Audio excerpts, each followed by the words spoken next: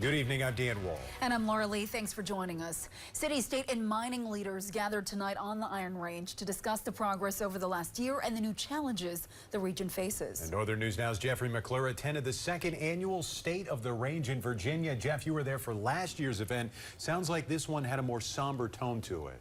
Yeah, Dan and Laura, many leaders were focused on what they're calling a downturn in mining after the many challenges they have faced this year. Despite the idling of mines and layoffs, which was a focus tonight, many say they're still excited for what's next.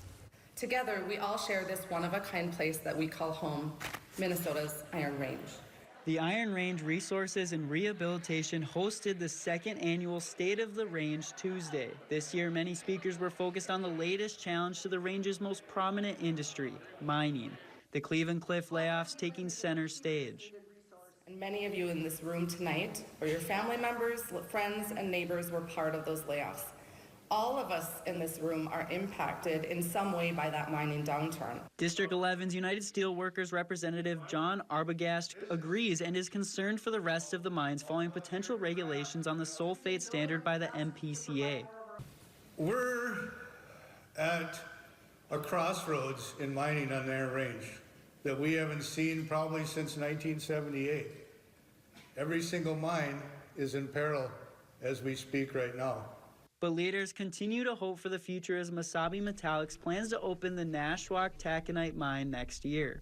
I'm excited with expectations that the first new mine in my lifetime is going to start digging ore out of the ground next year, and the project could grow into a steelmaking behemoth. For many, the challenges serve as a reminder of the innovation it took to build the range and, more importantly, sustain it.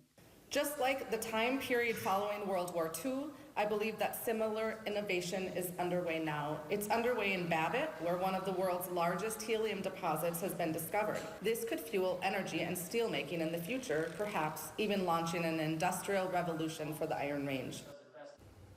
During the State of the Range, the board also touted the IRRR and its economic impact to the region, making a regional investment of more than $240 million this year alone. All right, Jeffrey, thank you so much. Now let's take a closer look at those layoffs that Jeffrey just referenced. Hiptac and Hibbing in Minorca and Virginia were idled by Cleveland Cliffs in March due to an overabundance of pellet inventory and decreased steel demand. That resulted in layoffs of around 600 workers.